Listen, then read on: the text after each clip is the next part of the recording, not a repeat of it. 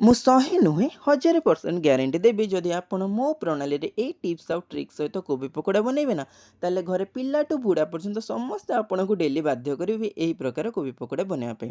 ପ୍ରଥମେ ଗୋଟେ କୋବିକୁ ଭଲ ଭାବେ ଧୋଇ ସେଥିରେ ଲୁଣ, ହଳଦୀ, ଲଙ୍କାଗୁଣ୍ଡ, ଗୋଲମରିଚ ଗୁଣ୍ଡ ଗୋଳାଇ ସେଥିରେ କଟା କଞ୍ଚା ଲଙ୍କା, ଧନିଆ ପତ୍ର, କସୁରୀ ମେଥି, ଜିରା, ଧନିଆ, ଅଦା, ରସୁଣ ଛେଚା ପକାଇ ଗୋଳାଇ କିଛି ସମୟ ରଖିଦେବା।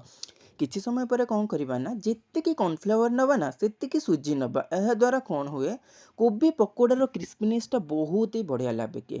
ଆଉ ହଁ, ଧଳା ରାଶି ପକାଇବାକୁ ଭୁଲିବେନି। ଧଳା ରାଶି କ'ଣ କରେ ନା କୋବି ପକୋଡ଼ାର ଯେଉଁ ଟେଷ୍ଟ ଥାଏ ତାକୁ ଦ୍ୱିଗୁଣିତ କରିଦିଏ। ଆମେ ଏଇଠି କ'ଣ କରିବା ଗରମା ଗରମ ତେଲ ମିଡ଼ିୟମ୍ ଟୁ ହାଇ ଫ୍ଲେମ୍‌ରେ ରଖି ଗ୍ୟାସ୍‌କୁ ଗୋଟି ଗୋଟି କରି କୋବି ପକୋଡ଼ାକୁ ପୁରା କ୍ରିସ୍ପି ହେବା ପର୍ଯ୍ୟନ୍ତ ଛାଣିବା। ଆ ଦ୍ୱାରା କ'ଣ ହୁଏ ନା କୋବି ପକୋଡ଼ା ଭିତର ତ ସଫ୍ଟ ରୁହେ କିନ୍ତୁ ବାହାର ବହୁତ ହି କ୍ରିସ୍ପି ଆଉ କ୍ରଞ୍ଚି ଲାଗେ ଆଉ ଯାହାକୁ ଖାଇବାକୁ ସମସ୍ତଙ୍କୁ ବହୁତ ବଢ଼ିଆ ଲାଗେ। ଆଉ ହଁ ସାଙ୍ଗମାନେ ଏମିତି ମୋ ମୁହଁକୁ ଚାହିଁଲେ ହେବ ନାହିଁ। ଭିଡ଼ିଓକୁ ଲାଇକ୍ ଆଉ ସେୟାର କରନ୍ତୁ। ଆଉ ଆପଣମାନେ କ'ଣ କରୁଛନ୍ତି ଜାଣିଛନ୍ତି? ଭିଡ଼ିଓ ତ ଦେଖୁଛନ୍ତି, ଚ୍ୟାନେଲକୁ ସବସ୍କ୍ରାଇବ୍ କରୁନାହାନ୍ତି। ଚ୍ୟାନେଲକୁ ଜଲ୍ଦି ସବସ୍କ୍ରାଇବ୍ କରିଦିଅନ୍ତୁ। ଦେଖନ୍ତୁ ଆପଣଙ୍କ ସହିତ କଥା ହଉ ହଉ ମୋ କୋବି ପକୋଡ଼ା ଏଇଠି ରେଡ଼ି ହେଇଯାଇଛି। ଆପଣମାନଙ୍କୁ ଏଇଠି ମୁଁ ଆଉ ଗୋଟେ ଟିପ୍ସ ଦେବି।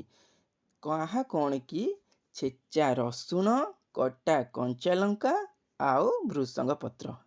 ଆର ଯେଉଁ ଛୁଙ୍କ ଦବା, ଯେଉଁ ଗରମା ଗରମ ତେଲରେ ଛାଣିକିରି କୋବି ପକୋଡ଼ାରେ ପକେଇବା ନା, ଆହାହା! କାହିଁ ପଡ଼ିଛି ସେ କଥା। ଖାଇଲା ବେଳେ ଯେଉଁ ବାଇଟ୍ ଆସେ, ଯେଉଁ ମଜା ଲାଗେ ନା ବହୁତ ହି ବଢ଼ିଆ ଲାଗେ। ଏଇ ଟିପ୍ସଟାକୁ ଆପଣ ନିହାତି ଆଡ଼୍ କରିବେ କୋବି ପକୋଡ଼ାରେ।